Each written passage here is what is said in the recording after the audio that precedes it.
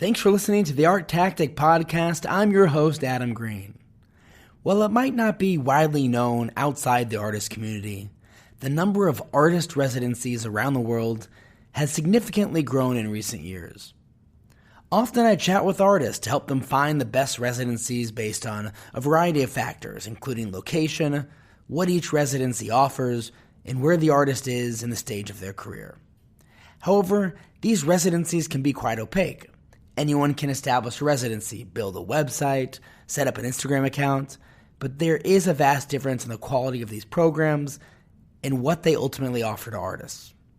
One residency I do admire is the Hayama Artist Residency in Japan. Its location in Japan, a bucket list destination for many, adds to its appeal, of course, but it also provides a supportive environment without the pressure to produce and sell work. Earlier this year, I had the privilege of serving on the selection committee of the residency and was really amazed by the diverse group of artists who applied from all over the world in various stages of their careers. So in this week's episode of the podcast, we're joined by Dexter Wimberly, an independent curator and the founder and director of the Hayama Artist Residency. We'll discuss the residency as well as the emerging contemporary art scene in Japan. We hope you enjoyed the episode. Thanks so much for listening.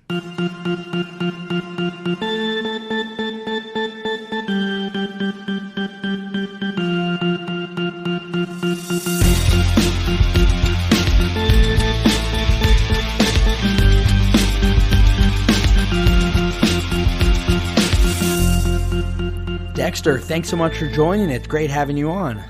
Thank you for having me, Adam. I'm excited about our conversation.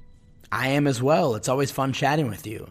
So I'm excited to talk to you about the residency and the art scene in Japan. But before we even get into that, you are American and you're based in Japan. Tell us, how did you end up in Japan? How did all this start? Well, it's a great question, and a question I get asked very, very often. So the short version of the story is that my wife is Japanese for 12 years. And at the beginning of the pandemic, we were visiting family in Japan in 2020. This was just a normal trip for us. We were visiting Japan every year and a half since we got married. So there was nothing out of the ordinary to be in Japan in the beginning of 2020.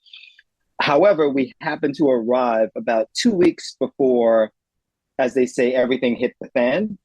And it was very clear that we weren't going to be going back home. At the time, home was New Jersey, that we weren't going to be going back home right away. We have small children, and we were concerned about what it would mean to go back in the midst of so much uncertainty.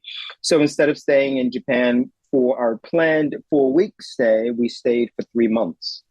And after staying here for 3 months, we really started talking about what it would mean to accelerate our long-term plan of moving to Japan and turn that into a more immediate plan.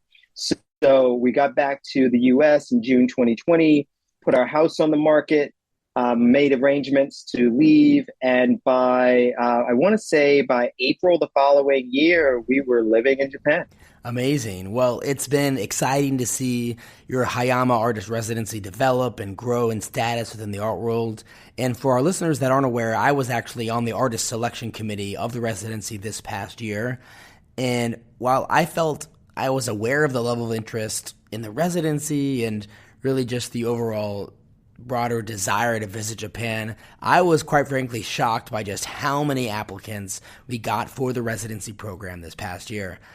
I'm curious, what exactly motivated you to establish the residency in the first place? There's a couple of things that happened. One was I had the idea of starting a residency many, many years ago. However, as with a lot of great ideas, you sometimes just don't have the time to put into it. So I had actually put it off for a long time, just in terms of not having the capacity to really do all of the planning. So as far back as a decade ago, I had thought about it, but never really acted on it. But in 2020, when we were in Japan for 3 months, I had a lot of time to, I guess a lot of people had a lot of time on their hands. And for me, I decided about a month into that period of time being here that I was going to dedicate the time to actually launching the residency. And what that meant for me was really thinking through what the objectives of the residency would be. I knew that I wasn't going to start off with a studio residency where artists would be invited to come and make work for a certain period of time. Because I knew I needed to get that set up and I didn't have the time to get such a studio situation set up. And B, I wanted to just approach it differently. And instead of doing what is more typical, which is what I just described, I wanted to approach it from the standpoint of discovery and give artists the opportunity to experience what I was experiencing actually during the pandemic. All of the time that I was in Japan in March, April, and May of 2020, sure, there was a lot of anxiety, there was a lot of fear about the unknown, but I also had a lot of peace and tranquility. The town that the residency is based in is also the town that I live in, which is Hayama. I live less than a 10-minute walk to the ocean. The residency is currently based about 10 minutes away from the ocean. So it's a really unique experience to be able to be a bit removed from everything, but at the same time, I can be in Tokyo in less than an hour. So I wanted to create that same sort of experience for artists. I also knew that launching a residency during a pandemic was a gutsy move. When we announced it in 2020, summer 2020, I had no idea if people would just think I was crazy. I knew it was a kind of it's risky is not the right word. Gutsy for sure, not risky, because there wasn't a lot at stake in the beginning. I knew I was going to do this regardless of whether one person applied or 100 people applied. I was still going to move forward with it because I was going to just fund this thing myself and make it happen. I just felt like it was an important thing to do. And much to my surprise, hundreds and hundreds of people applied the first year, and I felt like, okay, well, that's an indication that there's a lot of interest. Yeah, and it's interesting because from time to time, artists will approach me to chat about various artist residencies in the art world.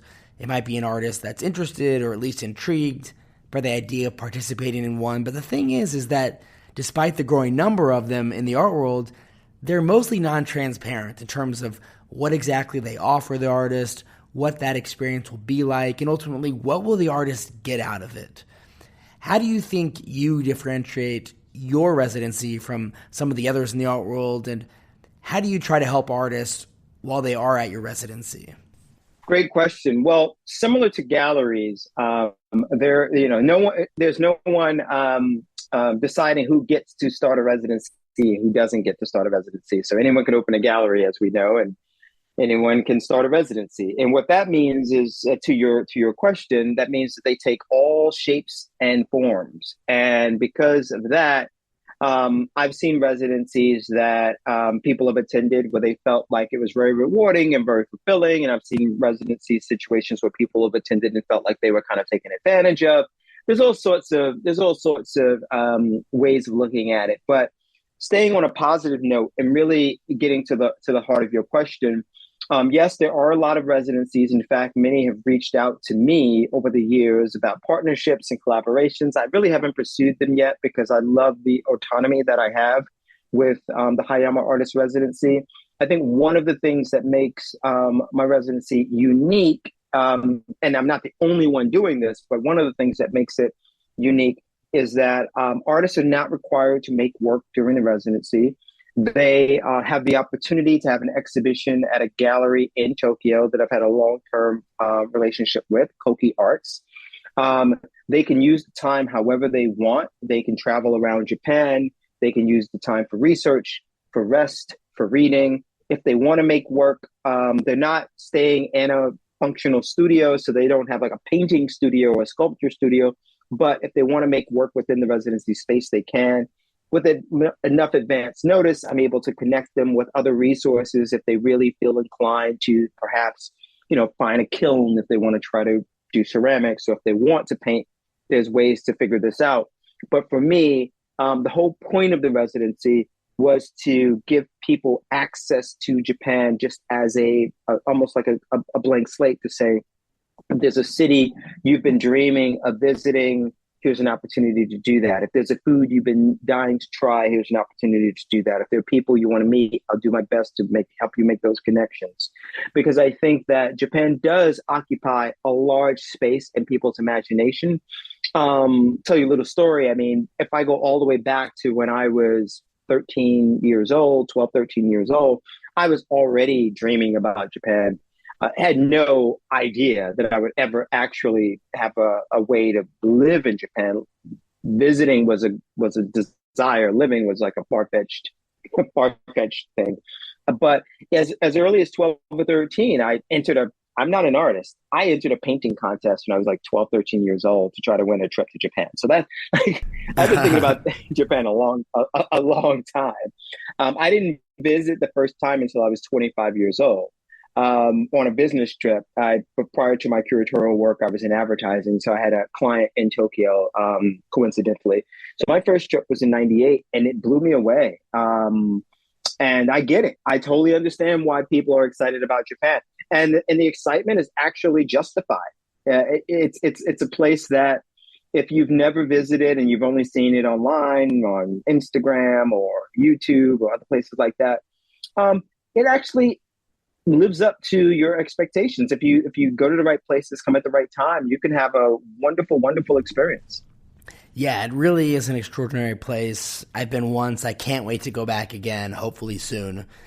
And while broadly there is obviously a really strong interest to travel to Japan, the contemporary art scene there is pretty interesting. I think it's been under the radar to an extent, perhaps overshadowed by other art scenes, particularly within Asia. But perhaps that's changing. There was just an art fair there earlier this month, and it seems like more galleries are moving there. And I'm sure many artists are interested or excited about the idea of having their work shown there and them getting to travel there. Being there, how do you think the contemporary art scene has changed in Japan over the past few years? Well, I definitely have seen the contemporary art scene growing in Japan. My first curatorial project in Japan was like more than a decade ago. So I've been engaging with the country as an independent curator for quite a while. I definitely see the growth in terms of the number of galleries that are popping up, small and large. In fact, Pace, Mega Gallery Pace just opened a location in Tokyo, which in my opinion is an indication of things to come. I always say to people when they ask me, I say, it's surprising to me that unlike, let's say, even though when we say Japan, I'm probably talking about Tokyo. So I'll use the city as opposed to the country. It's surprising to me when I think about places like Seoul or Hong Kong compared to, say, Tokyo and the art scene, and how Tokyo has kind of lagged behind these other cities in terms of art fairs, international art fairs, also in terms of mega galleries. But I think that's about to change. I think that you look at Pace opening, major location in Tokyo, that indicates to me that some of the other big galleries will follow. I mean, no one's told me, but I can't imagine that we won't be seeing, a Gagosian or Werner or, a gallery of that caliber popping up in Tokyo. It's quite surprising they haven't already done it, but I think it's a combination of things. I think one is, the past 4 years have just been very strange. I think that anyone who had plans to grow into a market like Japan in 2018 or 2019 would have put those plans on hold for a few years from, say, 2020 to 2022. So maybe what we're starting to see now is the realization of old plans that are starting to come up. The art fair scene is interesting because there've always been a lot of small regional art fairs in Japan, in Tokyo, in Kyoto, in Osaka, other places that cater to the sort of the domestic galleries and the domestic collectors. But we now see things like Tokyo Gendai, which is a fair that just had its second edition. It's Tokyo Gendai, even though it takes place in Yokohama. But anyway, that art fair has attracted galleries from all over the world.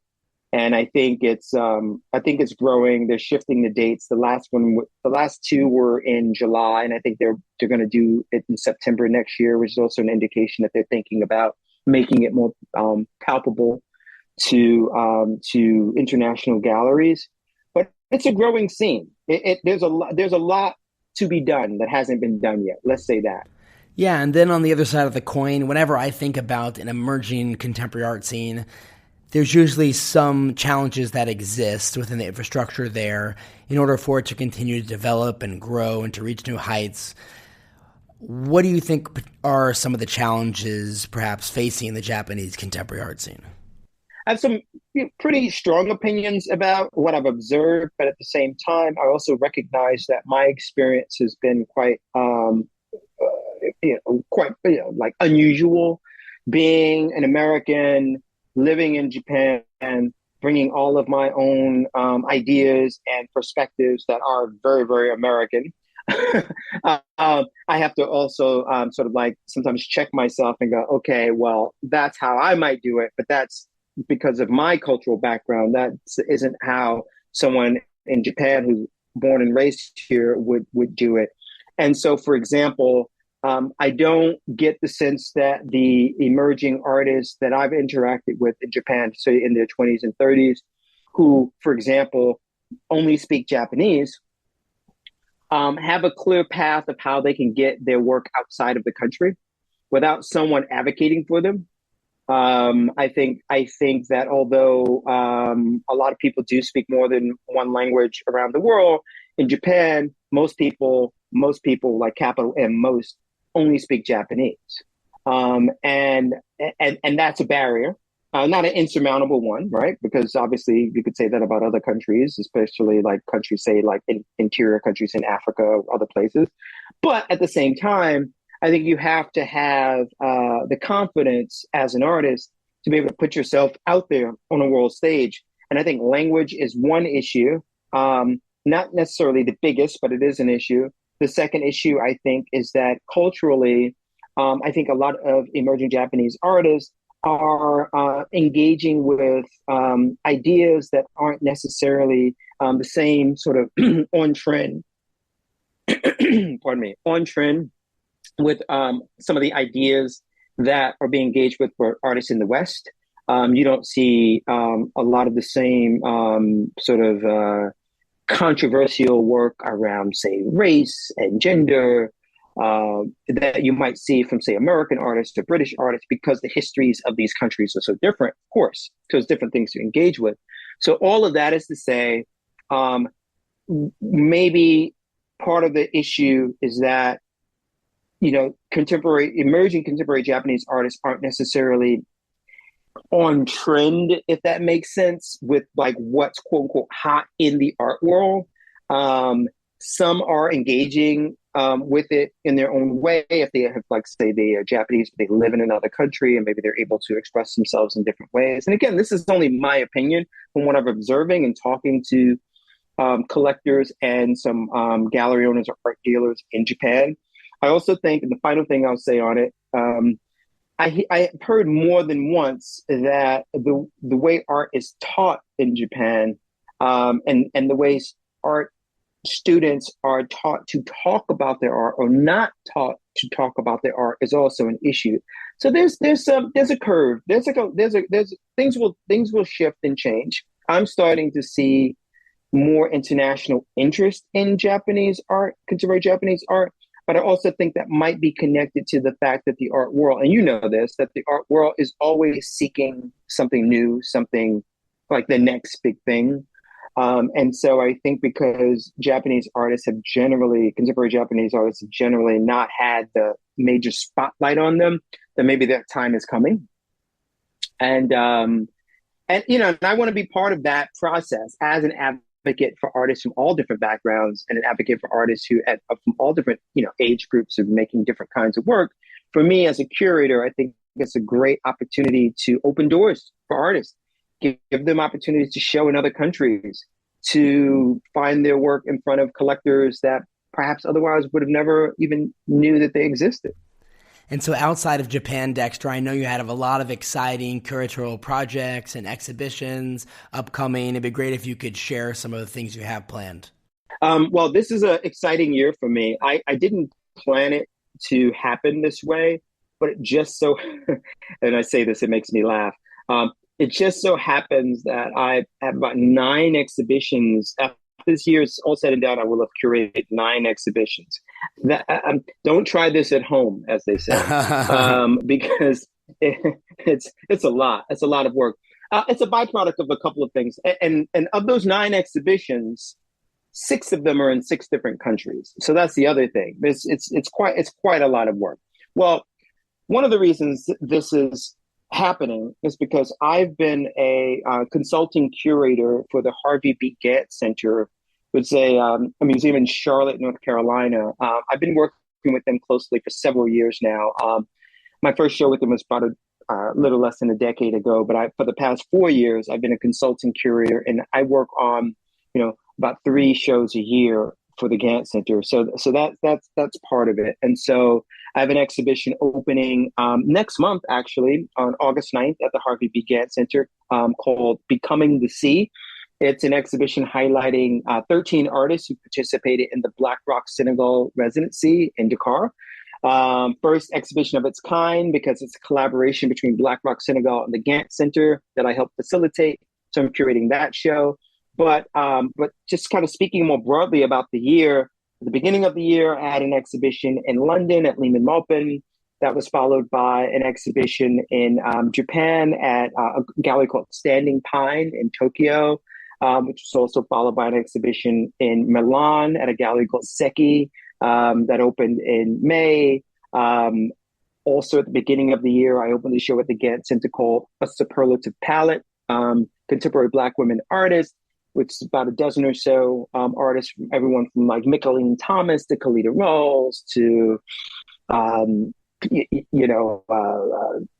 Rachel Jones. It's a really fantastic show that I believe was sort of like an exclamation point for my curatorial career.